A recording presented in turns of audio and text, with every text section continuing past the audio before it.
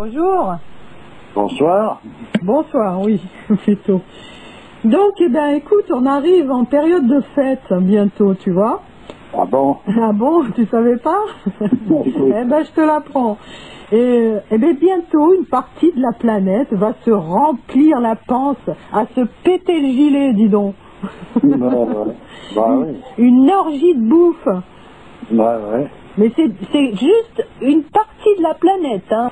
Ah oui, il y a une autre partie que pour eux ça va pas changer grand chose. Ah ben non. Oui, ben, puis en plus de ça, ce qu'il faut concevoir, c'est vrai que c'est pitoyable, mais à part ça, ce qu'il faut encore savoir, c'est que c'est les seules choses qui restent encore pour maintenir l'humanité avec un petit moment de tranquillité, c'est-à-dire que pendant ce temps qu'ils sont en famille en train de casser une bonne graine, ils oublient tout le restant et puis c'est un moment de repos. Hein. C'est un moment de cohésion familiale. On en est réduit à ça, voilà où on en est. Voilà. Alors, justement, alors je parlais de ça parce que je voulais parler du foie gras. Du foie gras. Le foie gras. Tu veux manger du foie gras? Non, non, mais justement, je voudrais en parler parce que je trouve que c'est une aberration. Oui, c'est une aberration. Moi, j'ai un copain qui a fait ça pendant une série. Il s'est mis à faire du foie gras, c'est-à-dire donc à maltraiter ces animaux de manière à les rendre malades, de façon à ce que leur foie prenne cette proportion. Et d'ailleurs, lui, par bonheur pour lui, à un moment donné, il a stoppé d'un coup et il s'est retiré de la circulation en se rendant compte à quoi il participait. Parce qu'il est vrai que les fêtards au foie gras ne se rendent pas compte déjà de ce que ça représente comme torture et qui sont en train de manger du foie qui est tout simplement un foie cirrhosé. Du foie cirrhosé. Voilà. Faut dire que c'est fort bon. Oui, mais tout à fait. On peut arriver à des choses qui sont très bonnes au goût. Mais voilà, disons l'histoire où elle en est. Ouais. Et on nous parle des sauvages qui vivaient, je ne sais pas de quelle manière on nous les a décrits dans les écoles, dans les études, ces sauvages primitifs. Et là, voilà à quoi la civilisation, l'homme civilisé peut s'amuser, disons. C'est à ce genre de gymnastique, là. Parce que le gavage, c'est une véritable torture quand même pour les animaux. Ah ben oui, c'est la torture. Ils le font eux-mêmes de se gaver à une certaine saison. Et ils ne gavent pas dans les mêmes proportions. Ça n'a rien à voir, disons. C'est vraiment du surdose. Et ils arrivent à se détruire le foie. Et c'est ce foie détruit, dégénéré, en somme, qui est le régal des fins gourmets. Ouais. On est mal parti, disons, là. Alors, j'avais vu un reportage là-dessus, c'est vrai qu'alors il y avait deux sortes de manières de gaver. Alors, il y avait la manière soft, et puis il y avait une autre manière qui était plus brutale. Alors, mais bon, c'est du pareil au même, de toute manière. Oui, bah, tu sais, après, ils veulent nous arranger ça de manière à essayer de nous faire passer la pilule, quoi. Ouais. Mais en réalité, on est dans un monde de barbares. On n'est plus dans le monde, disons, de sauvages qui n'ont pas encore inventé l'eau chaude, mais on est dans un monde de barbares. Alors les Japonais qui coupent les ailerons de requin ou qui mangent je ne sais quoi, du chien, dont la viande est plus exquise quand elle a souffert, donc ils brûlent le chien au chalumeau un petit peu avant et tout, c'est pas pire on va dire. Ah mais on est dans ce genre d'histoire, voilà. Ouais. Mais disons que il y a par exemple, j'ai vu un jour là dans un livre un masque qui venait de l'Angola, un masque africain. D'accord. Qui était censé représenter donc l'homme blanc. Ah oui. Voilà. Alors cet homme blanc, en fait, il avait ce visage durci de morgue. Uh-huh. La bouche fermée, donc parce qu'il a perdu le verbe.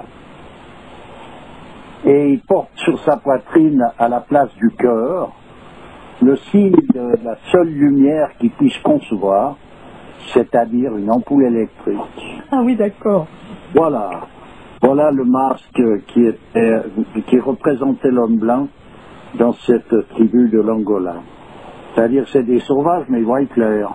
Oui, oui, c'est bien. Ah, voilà la différence qu'il y a avec l'homme prétendument civilisé, qui n'est qu'un barbare, qui a perdu la vue, l'ouïe, l'odorat, le goût, et qui a perdu en réalité donc sa propre raison d'être. Et le discernement. Par la même occasion, ça c'est sûr. Oui, parce Voilà. qu'on a l'impression qu'un animal, bon, on peut tout lui faire, ça souffre pas, etc. Mais bon, je suis désolée. Moi, à chaque fois que, depuis tout petit, tu vois, les enfants, ils s'amusent, tu vois, ils écrasent les fourmis, etc., etc.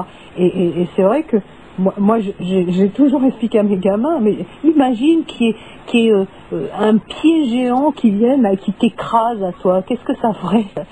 Ça les a fragilisés d'une certaine manière, mais ça leur a donné aussi conscience que là, il y a des créatures qui vivent aussi comme eux, quoi. Oui, mais dans les écoles d'ailleurs, ils sont. Je vois mes petits-enfants qui vont à l'école. Tout d'un coup, il y a une leçon où il faut commencer à disséquer une fourmi ou un lézard. Et puis c'est un cours obligatoire, quoi. Je veux dire, c'est bon.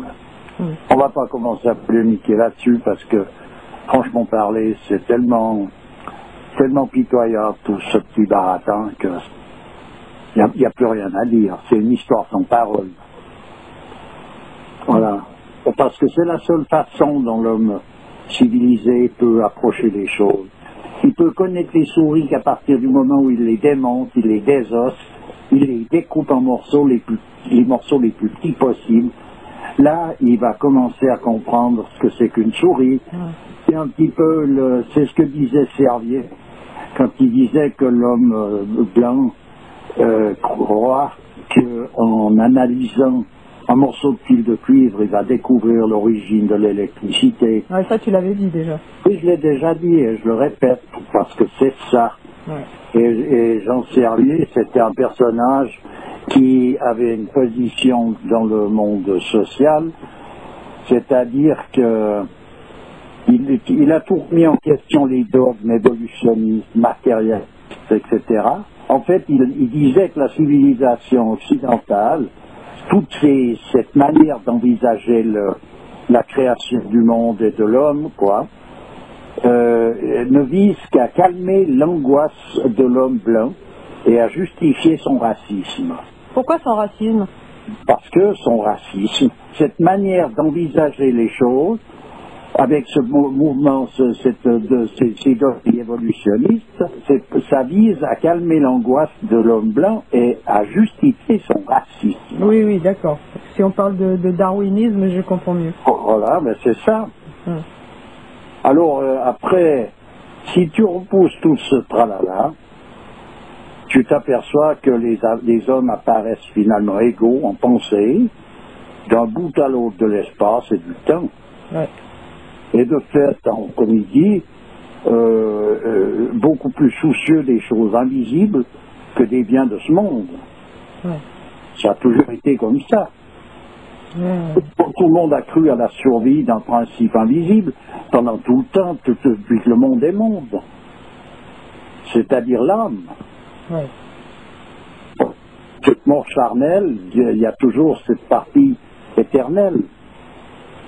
Et c'est partout qu'il y a la même volonté, en somme, de considérer cet invisible comme la seule partie humaine qui soit vraie. C'est-à-dire la seule dimension qui est l'échelle humaine. Dans toutes les religions, dans toutes les traditions, partout, c'est comme ça. Et de ce fait-là, donc ça signifie, quand on prend cette position-là, que le comportement que l'on a à l'égard de tout, que l'on soit en train de festoyer, de faire ripaille ou de jeûner de gré ou de force, on se retrouve dans une attitude qui correspond à cette position qui est censée être la nôtre, c'est-à-dire la position de l'homme. Ouais. Tu vois? Alors que l'Occident, surtout à la fin où on en est en ce moment, tout le monde est finalement dans un état de peur. S'il y a la peur de la mort, tu vois, c'est l'aventure en somme qui représente une vie humaine, c'est étranger à l'homme. Ouais. Il ne sait pas ce qu'il est en train de vivre. Ça lui est totalement étranger. Ouais. Tu vois? Alors qu'avant, il considérait sa mort comme une véritable délivrance et ça se fêtait, quoi. Oui, puis ensuite de ça, il connaissait la raison d'être de l'homme sur cette terre. Pourquoi est-ce qu'il est venu? Voilà. Alors, il faut essayer de réapprendre à écouter un peu cette... C'est sûr que l'homme actuel, il vit comme un légume, il se pose même pas la question de sa raison d'être. Hein. Ah ben, bien Il sûr. mange, il boit, il consomme, il bosse, il dort, et puis voilà, quoi. Voilà, donc on a perdu, c'est ça, la parole perdue. Et par moments, il a besoin d'un exutoire, alors il se met à partir dans des éclatements terribles, puis voilà. Ouais, ouais. Des soupapes de sécurité, quoi, pour tenir le choc. Ouais, ouais. Et tu vois, même un personnage comme Albert Einstein, lui a mis à jour des choses qu'il a dit lui-même, donc il ne l'aurait pas mis à jour s'il avait été instruit. Ouais. Parce que les retombées sont dramatiques. Mais lui, il disait que le plus beau sentiment qu'on puisse éprouver, c'est le sens du mystère. Ouais. Voilà, c'est la source de tout art véritable pour lui, de toute vraie science, en somme. Ouais. Et il dit que celui qui n'a jamais connu cette émotion, qui ne possède pas le don d'émerveillement et de ravissement, Oui. car ses yeux sont fermés. Il aurait mieux valu qu'il soit mort, quoi. Voilà. Mais il est intéressant, ce Einstein, quand même. T'as vu l'audio là que j'ai mise dans mes favoris, Oh. Dieu a-t-il créé le mal? Et comme quoi, en fait, le mal, c'est le non-bien, quoi, en fait, finalement. Oui, c'est comme l'obscurité, c'est l'absence de lumière. Voilà. Et c'est intéressant. Et tu vois, un homme comme Jean Servier, on en a déjà parlé, mais c'est lui qui donc remet en question ces choses-là alors qu'il est placé. C'est un bonhomme qui a fait une carrière d'ethnologue au CNRS Ouais. de 1949 à 1956. Jean Servier, docteur ès lettres, a occupé jusqu'en 83 la première chaire d'ethnologie et de sociologie à l'université de Montpellier. Et il est l'auteur de Traditions et civilisations berbères, des techniques de l'invisible et de l'histoire de l'utopie. Voilà les écrits qu'il a faits. Ouais. Tu vois? Je vois. Voilà. Bon, alors, si on mange pas de foie gras, on va manger quoi? Du poulet en batterie? Bon, écoute, on n'a pas beaucoup. Ou du saumon On d'élevage? n'a pas le choix, hein. On n'a pas le choix, de toute façon, on est dans ce genre de plan. Et il est intéressant pour quelqu'un de se mettre au courant de quelle manière ces animaux vivent dans ces batteries, comme tu dis, ou ces élevages de saumon, qui sont sous antibiotiques constamment parce qu'en captivité, ils attrapent tous les maux possibles, c'est-à-dire que les saumons attrapent les poux, le pouls de la mer. Oui. Le pouls de mer, il prolifère à une vitesse grand V quand ils sont en élevage. Ouais. Donc il faut les traiter de manière à lutter à leur place contre ce pouls parce qu'ils n'y arrivent pas. Et ils ont, je crois, ils sont sous 4 ou 5 antibiotiques toute leur existence. Et Voilà. malgré cela, ils sont pleins de nécrose. Moi, j'ai un ami qui a été plongé pour faire des photos à l'intérieur d'un élevage de saumon. Quand il est revenu de là, évidemment, il a plus mangé de saumon de sa vie. Hein. Ah non, mais il suffit d'aller y mettre le nez pour qu'on s'arrête. Hein. Voilà. Donc, c'est comme la cochonaille, celui qui va visiter une porcherie en Bretagne. Il regrette même celui qui l'a déjà mangé parce que c'est l'enfer. Ouais, c'est l'enfer. Ouais. Voilà, c'est tout. Le poulet en batterie, c'est pareil. On est dans un machin, on est en enfer, on est dans un truc infernal. Ouais. C'est quelque chose d'invraisemblable. Et actuellement, ma foi, moi je trouve qu'il est intéressant de prendre quand même connaissance de ça parce que ça ne sert à rien de vouloir faire la politique de l'autruche, quoi. Ouais. Voilà. Mais comme je dis bien, actuellement, qu'est-ce qui reste comme moment tranquille pour une famille, à part d'être à table devant un bon morceau à manger, de raconter des blagues et puis d'avoir un verre dans le nez et puis de se distribuer quelques petits cadeaux. Voilà ce qui reste. Hein. Ouais. Il n'y a plus de raison d'être de tout ça, donc il reste ces petits moments. Et puis voilà. Et t'as vu ces Pères Noël là qui sont accrochés sur les fenêtres? C'est nouveau ça, mais il y avait ça déjà il y a une dizaine d'années en Allemagne, dans les pays du Nord. Et c'est arrivé en France, tu vois. Oui, mais ça va avec les petits nains, avec toutes ces caricatures. Ouais, c'est un peu grotesque, hein, ce film. Oui, après ça, c'est accessoire, mais je veux dire, on vit dans le factice, on vit dans la supercherie. Ouais. Voilà, du début jusqu'à la fin. Et là, tout le monde va fêter sans se rendre compte qu'il y a des personnages qui sont à l'affût pour préparer des farces gigantesques à l'ensemble de l'humanité. On n'a pas fini d'entendre parler du virus de ceci, du virus de cela, avec tous les problèmes que ça va générer. Alors tu disais qu'en parlant de virus, une petite parenthèse, la grippe déteste la vitamine D. Oui, la vitamine, voilà, c'est ça. Il faut savoir, c'est la raison pour laquelle d'ailleurs elle ne s'attrape pas facilement dans les pays chauds où en été, il y a d'autres problèmes, mais pas celui-là. Parce que le virus de la grippe ne supporte pas la vitamine D. Donc, c'est une manière comme une autre d'essayer de se batailler. Alors, manger des huîtres, il y a de la vitamine D dedans? Oui, des huiles de poisson, des huiles de foie de morue, par exemple. Il y a le soja aussi qui contient du... Oui, mais c'est pas terrible le soja. Hein. Oui, mais il n'y a rien qui est terrible de nos jours. Et puis, il y a surtout une publicité autour des choses qui nous font... qui empêchent une vision correcte et tout ça. Le soja, il y a une manière de le préparer.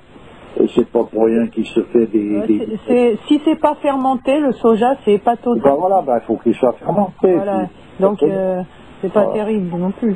Voilà, il faut qu'il soit fermenté, voilà. Donc, il y a des tas de produits fermentés soja qui sont reconnus comme étant non seulement comestibles, mais qui ont de très grandes propriétés. C'est le cas du miso qui a sauvé la vie à une multitude de gens qui ne sont pas morts de la leucémie à la période d'Hiroshima au Japon, grâce à un médecin qui, dans un de ses hôpitaux, avait mis en place ça, parce qu'il était en même temps maître en tout cas il est parti de discipline zen. Et il connaissait donc la valeur énergétique de différents produits et il donnait 3 ou 4 fois ou 5 fois par jour un potage de miso et il n'y a pas eu un personnage qui a été atteint par la leucémie alors que dans les autres hôpitaux, tout le monde y avait eu droit. Ben oui, voilà. Bon, écoute, on va s'arrêter là-dessus. En tout cas, bonne fête de fin d'année. Merci. Pareil. Et bon appétit, hein. Merci. Pareil, non. Allez, au revoir.